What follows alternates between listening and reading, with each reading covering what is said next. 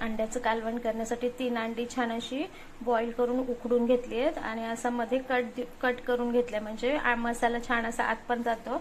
इथं कांदा आणि टोमॅटोची प्युरी करून घेतली आहे आणि खोबरं, लसूण, आलं आणि कोथिंबीरचं वाटण करून घेते. मसाला छान वाटून एका भांड्यात काढून घेतला. कढईमध्ये तेल तापवून घेतलंय. ह्याच्यात टाकायचे आपल्याला प्युरी. परतून घ्यायचे छान.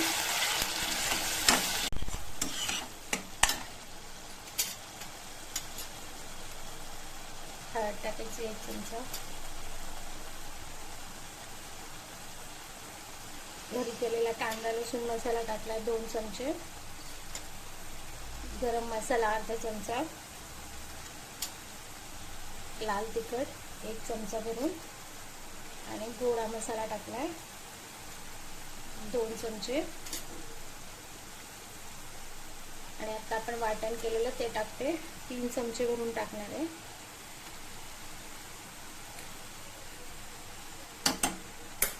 छान परतून घ्यायचं तेल सुटेपर्यंत. मसाला छान परतून झालाय. आता आपण इथे मिक्सरचं भांडं धुवून पाणी टाकून घेऊया. थोडं थोडं पाणी टाकायचं आणि छान परतून घ्यायचं. परत छान तेल सुटले मसाल्याला. आता राहिलेलं पाणी टाकून घेऊ.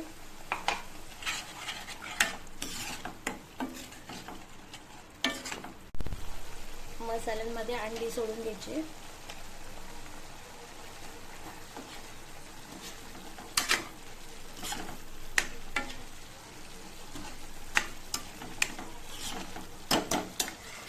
आणि आपल्याला जितका पातळ रस्सा पाहिजे तेवढं पाणी टाकून घ्यायचं.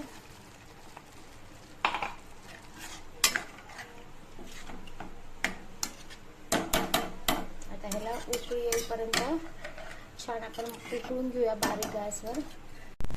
आता रश्श्याला छान उकळी आली. ह्यात आपण टाकून मीठ चवीप्रमाणे टाकायचं मीठ. मी मसाला वाटताना पण थोडंसं मीठ टाकलं होतं. आणि 1-2 मिनटं छान असं उकळून घेऊया. हे बघा छान रश्श्याला उकळी आली आहे आणि आपलं मस्त असं अंड्याचा रस्सा तयार आहे.